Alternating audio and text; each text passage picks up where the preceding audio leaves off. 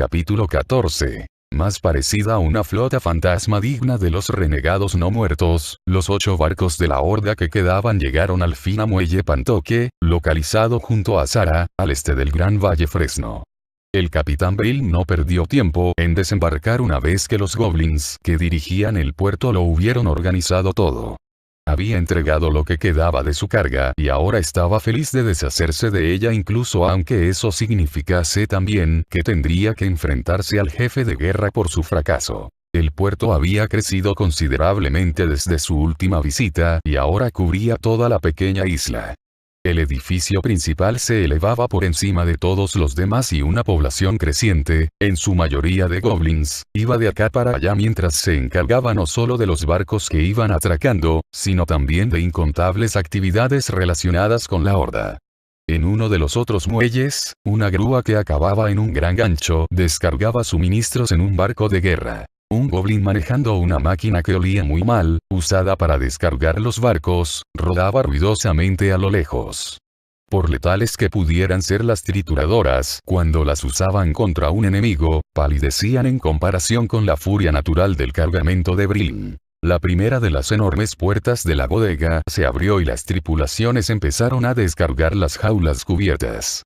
Ninguno de los que habían sido parte del viaje parecían los orcos que una vez habían sido. Todos estaban demacrados y nerviosos. Desde los muelles llegaban unas risitas procedentes de 2 goblins que estaban mirando la descarga. Con el ceño fruncido, Brill se volvió a las pequeñas y enjutas figuras. Las mascotas del jefe de guerra están hambrientas tras este viaje.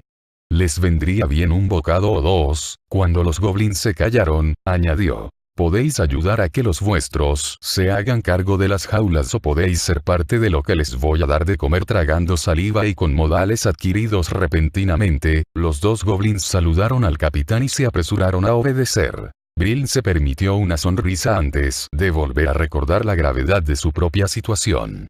Era más probable que él alimentase a su cargamento antes que los goblins. De repente vio un movimiento desde el continente. Un grupo de cierto tamaño se acercaba en barca. Un grupo que incluía al menos a una docena de guardias que solo podían formar parte de la afamada guardia corquerón del jefe de guerra. Garrosh, susurró. Ni por un momento pensó Brill en evitar el encuentro. Su honor significaba más que su vida y no permitiría que lo llamasen cobarde en los últimos momentos. Las tripulaciones y los trabajadores del muelle ya habían descargado todas las jaulas menos 2 en una zona abierta reservada justo para ellas. Brill estaba orgulloso de aquellos que habían servido con él durante el épico viaje. Los felicitaría a todos antes de ser ejecutado. Polvo y fragmentos de hojas decoraban a Garrosh y a su séquito, señal de que ellos también acababan de llegar a Zara. El jefe de guerra tenía una mirada de expectación, pero Brill ignoraba si eso era bueno o malo para él y por lo tanto no se animó. Orcos y goblins chocaron los puños derechos cuando pasó el líder de la horda. Garrosh no pedía esas señales de fidelidad, pero era de la clase de comandante que las recibía sencillamente por el inmenso respeto y miedo que sus seguidores sentían por él. Brill hizo como los otros y, además, bajó la cabeza. Garrosh, si así lo deseaba, podría tener esa cabeza inmediatamente. Brill, rugió el jefe de guerra, has tenido un viaje largo. Ha sido corto, estando al servicio de la horda y al tuyo, replicó el capitán, osando mirar por debajo de su poblado ceño. Y sin duda menos peligroso que el camino por el que mi jefe de guerra ha llegado. Lo que hacemos, lo hacemos por el bien de una causa mayor. Garrosh miró hacia las jaulas. 8. Se suponía que habría más. Hubo problemas. ¿Tormentas? Sí, y la agitación de la carga. Se perdió gran parte de la mezcla que debía mantener dóciles a las bestias y no pudimos hacer gran cosa. Mientras hablaba, Brill sentía crecer su vergüenza. Sus palabras le sonaron tan febles que se maravilló de que Garrosh no le cortase la lengua para hacerlo parar. 8, repitió el jefe de guerra. Muéstramelos. Brill ahora estaba seguro de su destino. Garrosh no iba a cortarle la cabeza. Iba a dejar que una de las bestias hiciese pedazos al capitán. Brill no podía echarle la culpa al jefe de guerra. Era un castigo razonable para alguien que había fracasado tan miserablemente. Dio a Garrosh y a los demás a la primera de las jaulas. Desde dentro la bestia, oliendo la cercanía de tantos orcos, se agitó. Los lados de la jaula temblaron. «Quitad la lona», ordenó el capitán. 4 miembros de la tripulación usaron las cuerdas para quitar la lona. En ese momento las sacudidas aumentaron y se oyó un gruñido. De las otras jaulas llegaron sonidos en respuesta. Brill sintió una sensación de déjà vu y casi esperó que se liberase una o más de las criaturas. Unos guardias con lanzas se pusieron rápidamente en posición por si tenían que defender al jefe de guerra. El capitán no se consoló por las asombradas expresiones de algunos de los que iban con Garrosh. Tenían toda la razón para estar sorprendidos y más que cautos de las presas que su líder había ordenado traer desde Rasganorte. Sin embargo, a ninguno de ellos le habían asignado la tarea. Estaban a salvo. Brill no. Garrosh se acercó demasiado para el gusto del capitán. La bestia, que aparentemente era de la misma opinión, saltó hacia adelante e intentó deslizar una pata a través de los barrotes. Al contrario que el otro monstruo, esa criatura falló. Quiso entonces doblar los barrotes para intentarlo de nuevo, pero, aunque se agrietaron con un ruido inquietante, no cedieron por el momento. El jefe de guerra no parecía impresionado con la ferocidad del horror enjaulado.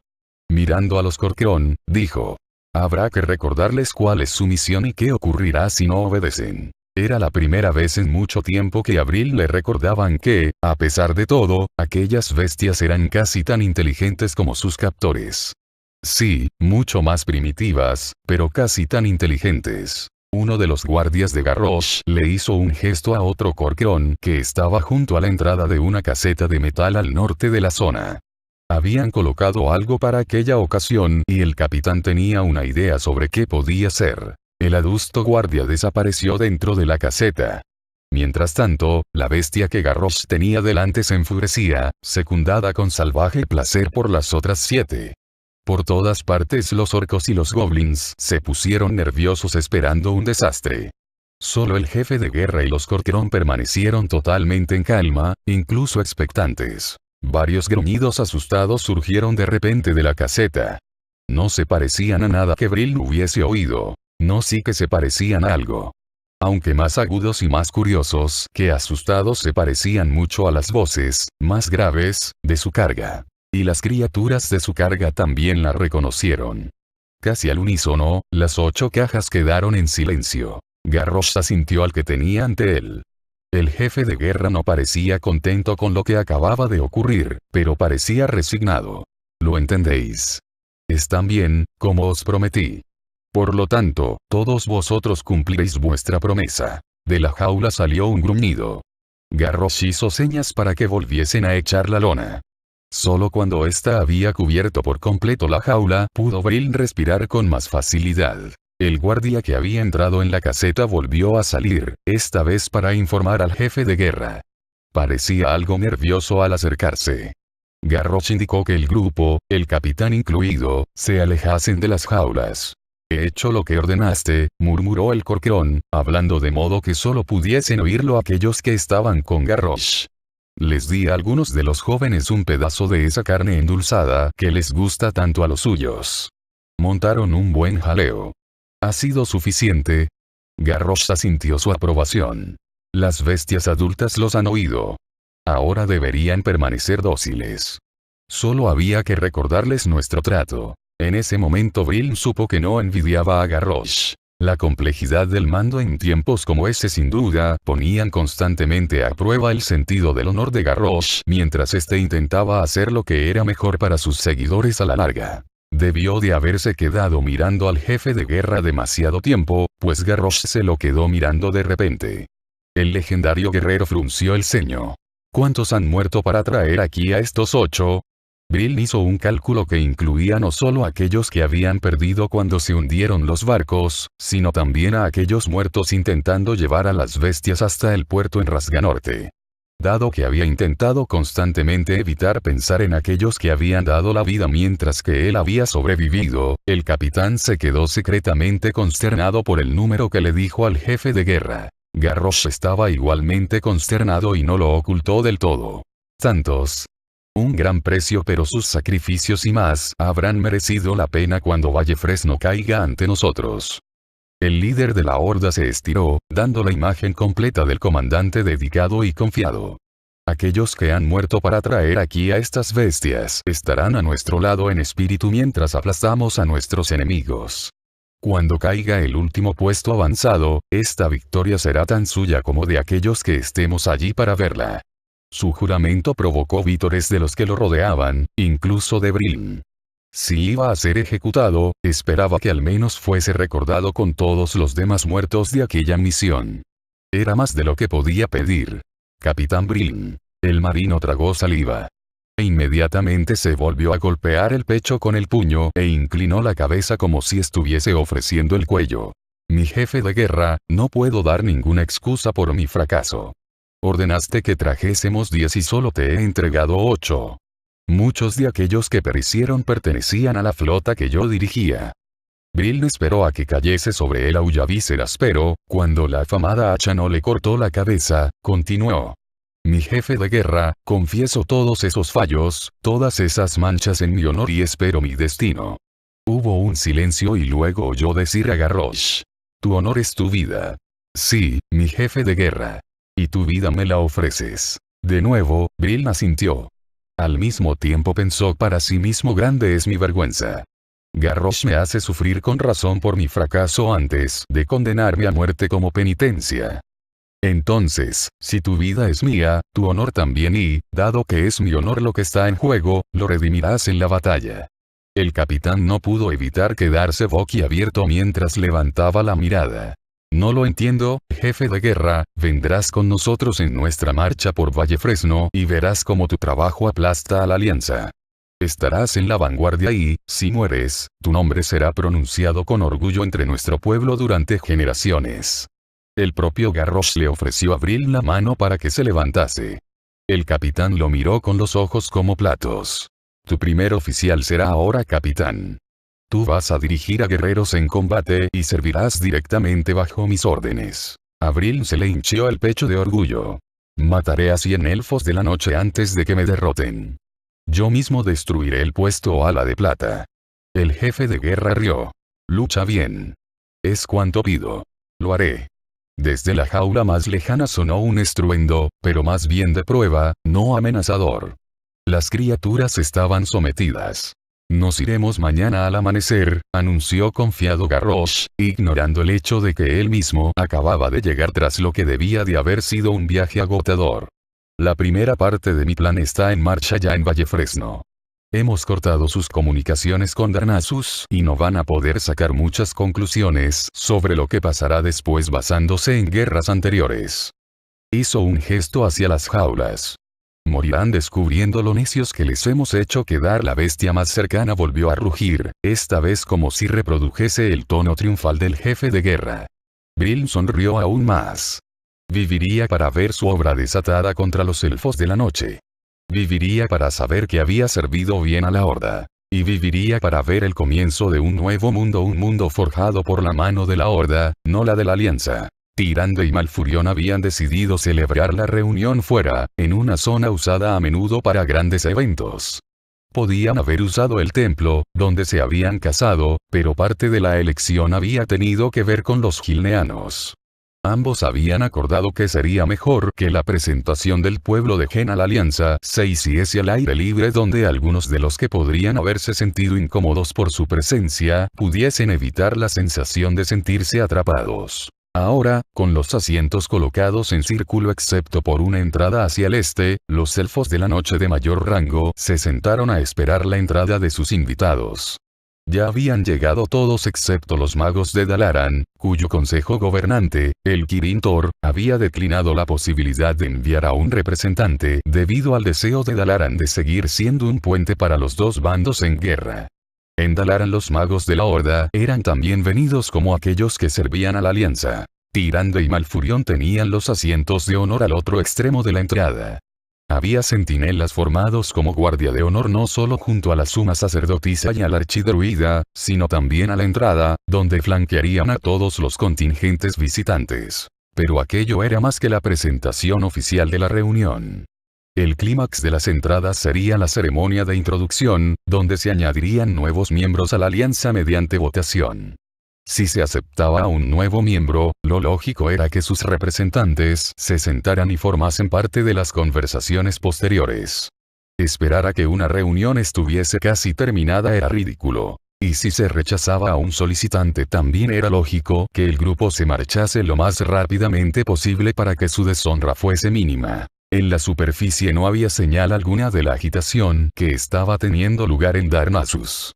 A ambos les había llegado la noticia de que le había ocurrido algo, exactamente el que no había quedado claro, al hermano de Maiev durante el curso de la investigación.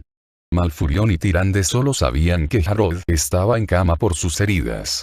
La suma sacerdotisa había enviado sanadoras, así que aparentemente no había miedo de que le fuesen a quedar secuelas permanentes, pero los dos líderes querían hablar con Maiev en cuanto se lo permitieran los asuntos. El archimago Mordent también había prometido que los altonatos no dirían nada sobre la investigación durante la reunión, aunque Vardin había mostrado cierta oposición al respecto.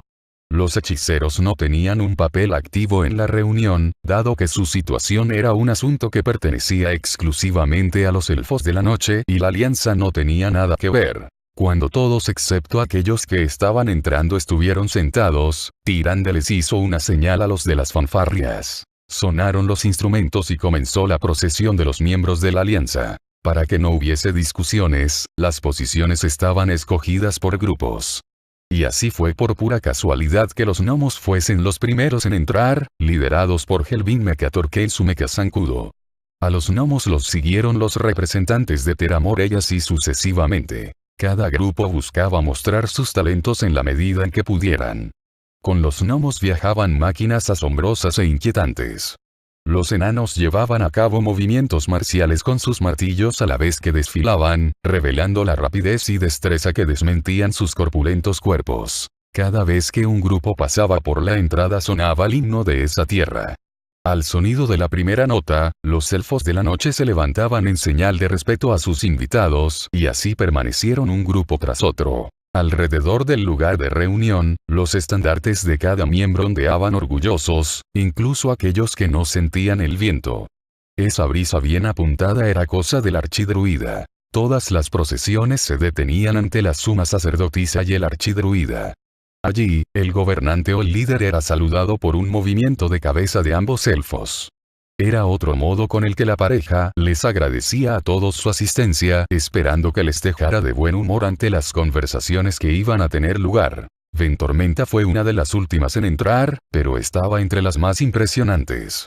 Varian lideraba un contingente de sus mejores soldados, y él mismo llevaba una armadura que brillaba como el de lo pulida que estaba. En el pecho tenía grabado una regia cabeza de león. Al costado llevaba, enfundada, su legendaria espada.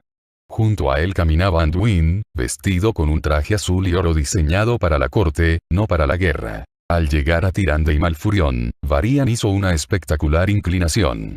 El histriónico movimiento no estaba en consonancia con su adusto carácter, pero, antes de que Malfurion o la suma sacerdotisa hubiesen podido descifrar qué podía significar, el rey de Ventormenta ya había pasado de largo. Los últimos miembros de la alianza se sentaron. Tyrande miró a su alrededor y vio que todos esperaban lo que iba a tener lugar a continuación. Compartiendo una mirada de esperanza con el archidruida, se levantó. Hermanas y hermanos de la alianza, camaradas y amigos, pido una votación para inaugurar esta reunión. En el mismo orden en que habían entrado, los representantes votaron cuando se lo solicitaron. La moción era una pura formalidad y se aprobó sin discusión. Amigos míos, continuó Tyrande, el archidruida y yo os saludamos a todos con gratitud. Que hayáis decidido asistir a esta reunión es una auténtica muestra de esperanza en un momento turbulento. Hubo murmullos de asentimiento entre algunos de los miembros y sus séquitos. Tenemos muchos problemas serios que discutir, continuó la suma sacerdotisa. Muchos habéis sufrido grandemente desde que la locura de a la muerte hizo pedazos a Azeroth, y con toda la razón os preocupa que la alianza pueda exigirles a vuestros pueblos más, antes de que las tierras puedan sanarse. No os puedo prometer que eso no vaya a ocurrir. Ahora todo eran miradas precavidas. Pero todos respetaban tanto a Tyrande y a su esposo que a nadie le pareció correcto expresar sus inquietudes sobre ese tema por el momento. La mano de Malfurion tocó la de ella. Tyrande miró hacia la entrada. No vio a nadie, pero el archidruida obviamente había notado alguna señal. Pero, antes de poder empezar esas conversaciones, debemos asegurarnos de hacerlo con todos los posibles miembros valiosos presentes. Y hoy tenemos a algunos que quieren ser uno de nosotros, que desean compartir nuestros esfuerzos por reforzar la alianza. Sonó un cuerno, e inmediatamente después se oyó el himno de Gilneas. Las cabezas se giraron con expectación hacia la entrada. Tyrande y Malfurion miraron al rey Varian, pero su expresión no revelaba nada. Una cierta quietud cubrió a los presentes cuando la primera figura se presentó. Hencrin Gris. Él mismo llevaba el estandarte de Gilneas, un dibujo rojo de un círculo con 3 líneas verticales semejantes a lanzas y otra que cortaba en 2 el propio círculo, todo en un campo gris, con un orgullo y una fuerza dignos de un guerrero mucho más joven. En contraste con el esplendor mostrado por muchos de los asistentes, Hen llevaba los mismos ropajes sencillos y amplios que había llevado durante el banquete y, cuando el primero de su séquito lo siguió dentro del círculo de la asamblea, vieron que iban vestidos de manera similar. Mientras que durante el banquete solo había sido un grupo pequeño, ahora marchaba con Hen un número que no por coincidencia era el mismo del contingente de Ventormenta. Obviamente, Hen deseaba mostrarles a los demás que podía ofrecer a la alianza un poderoso miembro. Pero, aunque los hombres y mujeres de Gilneas parecían ser de constitución fuerte y obviamente eran luchadores dispuestos, llamaba la atención que no estaban armados. Ni siquiera el asta sobre la que ondeaba su estandarte tenía punta, lo que significaba que no representaba ninguna clase de arma. Era como si los gilneanos buscasen demostrarles a sus camaradas que no tenían que usarlas. Hen se detuvo ante los líderes elfos, saludándolos como habían hecho los que habían pasado antes que él. Luego, cambiando lo que había sido la entrada de los otros reinos, tomó el asta y la clavó con fuerza en el suelo. Gilneas está ante vosotros, dijo el rey a todos los que estaban a su alrededor. Gilneas está ante vosotros para purgar sus pecados, ofreciendo su fuerza a todos los miembros de la alianza que la necesiten. No habrá un hermano más fiel para todos en sus momentos de desgracia. Dio un paso atrás para unirse a Eadric y a los demás. Los gilneanos formaron un arco, mirando en todas direcciones excepto hacia la entrada y asegurándose de que, sin importar dónde se sentasen los reunidos, podrían ver por completo a algún miembro del grupo de Hen. Y, por si acaso alguien nos cree de poca utilidad en la batalla, de ser incapaces de defender a los hermanos que tenemos a nuestro lado, esperamos ahora poder despejar ese error. Con eso Hen y su gente se transformaron. Se les hincharon los cuerpos, creciendo 1/3 en anchura y altura. Aunque antes la ropa de los gilneanos había sido amplia, ahora era demasiado estrecha, pues sus camisas y sus jubones se rasgaron con un gran ruido. En los brazos, piernas, pechos y rostros de los gilneanos brotó pelo, tan espeso que pronto se convirtió en pelaje.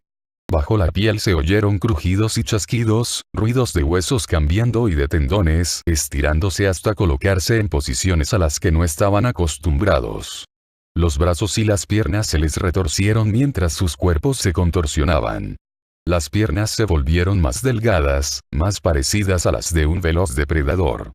Todos encorvaron la espalda, pero en la manera de un animal de poderosa constitución. Mientras la gente miraba atentamente, las manos de los gilneanos se estiraron y les crecieron las uñas hasta convertirse en largas garras salvajes. Pero todo aquello palidecía en comparación con la increíble metamorfosis de sus rostros.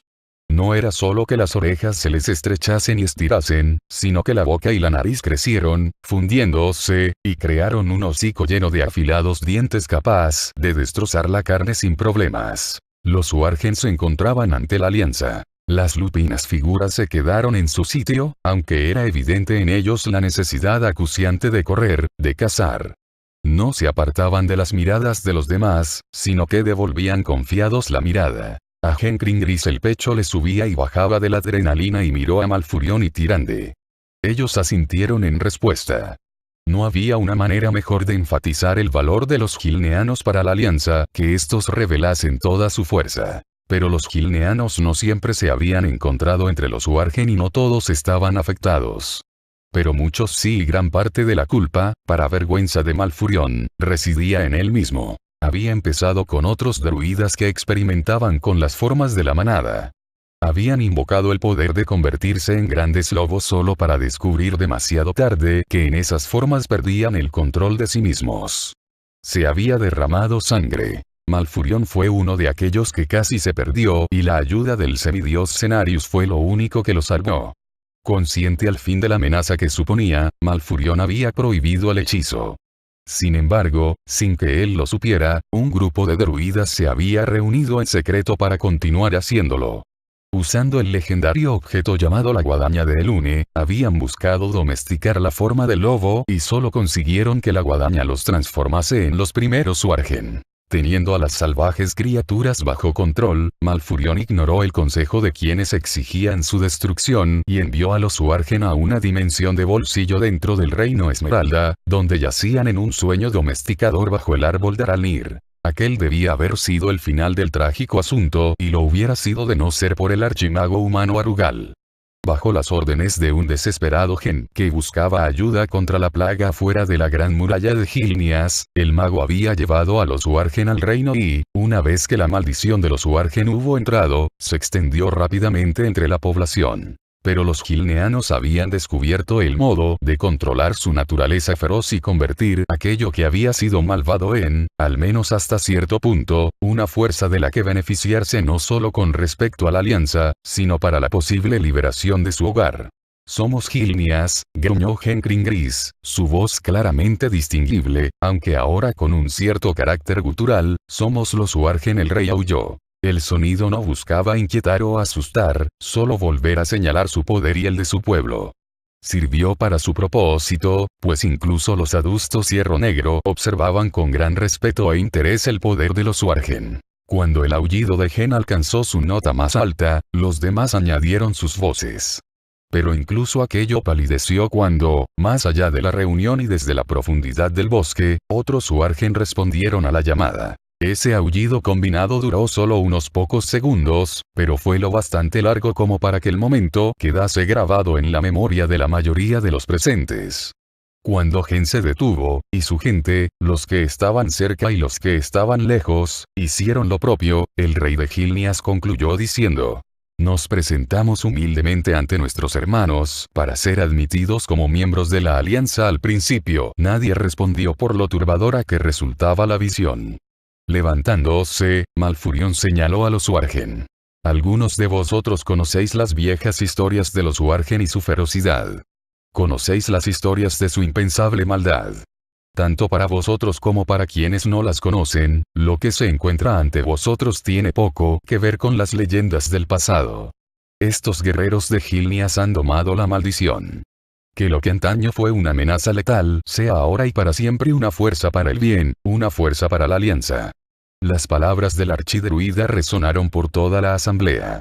Gen y los Suargen esperaron mientras los emisarios digerían lo que había dicho Malfurion y, más importante aún, lo que acababan de ver. Un murmullo se alzó entre los representantes. Los emisarios reunidos se mostraron más animados. Kurdran se levantó de repente. Martillo Salvaje da la bienvenida al poder de los Suargen y de Gilneas. Terbosh lo siguió inmediatamente. Teramore secunda la bienvenida. Ante esos pronunciamientos, de muchas partes de la reunión empezaron a sonar aplausos para Gilneas. Varios de los emisarios y los miembros de las partidas saludaron a la gente de Gen de un modo u otro. Tyrande, tocando la mano de su esposo, se hizo de nuevo con la conversación. Habéis sido testigos del poder de Gilneas y habéis oído su petición de regresar a la alianza.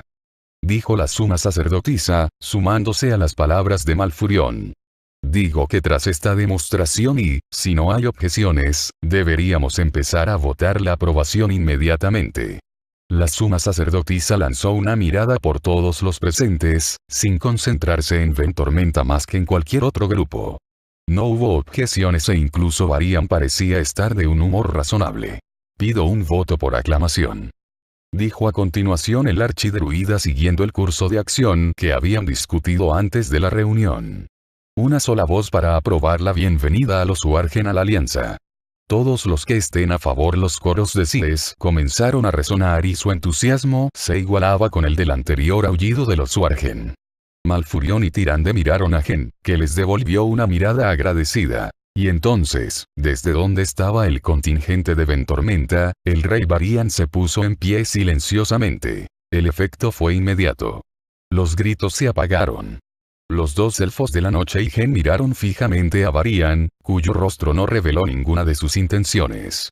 Miembros de la alianza, mis buenos anfitriones elfos, querría hablar. Incluso el príncipe Anduin parecía inseguro sobre lo que planeaba su padre, aunque no parecía preocupado, solo curioso. Tyrande hizo señales pidiendo atención y luego dijo: Ventormenta ha pedido hablar.